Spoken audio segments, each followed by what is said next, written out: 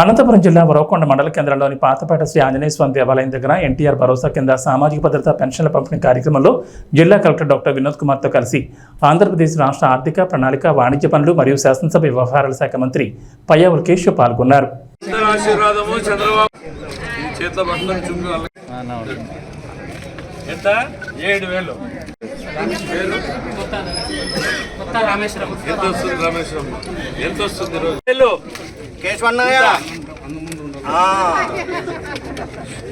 రాష్ట్ర వ్యాప్తంగా ఒక పండుగ లాంటి వాతావరణంలో వృద్ధులకి పెన్షన్లు పంపిణీ చేసేటువంటి కార్యక్రమానికి రాష్ట్ర ముఖ్యమంత్రి గారు స్వయంగా ఈరోజు ఉదయాన్నే 6 గంటలకు చేపట్టారు. దాంట్లో భాగంగానే వాడలా కూడా తెలుగుదేశం పార్టీ నాయకులు, అధికార యంత్రాంగం, ప్రతి ఒక్కరూ కూడా సమాజ హితం కోరేటువంటి ప్రతి ఒక్కరూ కూడా ఈ కార్యక్రమంలో పాలు పంచుకుంటూ చూస్తూ ఉంటే పండుగ లాంటి వాతావరణంలో సాగుతుంది. ఈ రోజున 3,000 ఉన్నటువంటి పెన్షన్ 4,000 చేయడం, 3 నెలల బకాయి కలిపి మొత్తం 7,000 రూపాయలు ఇవ్వడం జరుగుతుంది. రాష్ట్రం విడిపోయిన తర్వాత జరిగిన నష్టం కన్నా గత 5 ఏళ్లలో జరిగినటువంటి నష్టం, ఆర్థిక అరాచకం చాలా ఎక్కువ. అటువంటి పరిస్థితుల్లో అధికారంలోకి వచ్చినటువంటి చంద్రబాబు నాయుడు గారు ఏ పరిస్థితుల్లో ఉంది అని ప్రధానమైనటువంటి ఆర్థిక రంగాన్ని అంచనా వేసేటువంటి ప్రయత్నం జరుగుతుంది. ఇంకా కూడా కొనసాగుతూనే ఉంది. ఎక్కడున్నాం, ఈ రాష్ట్రానికి ఉన్నటువంటి ఆర్థిక భారం ఎంత, అప్పులెంత, దారి మళ్లిన ధనం ఎంత అనేటువంటి లెక్కలు తేలక ముందే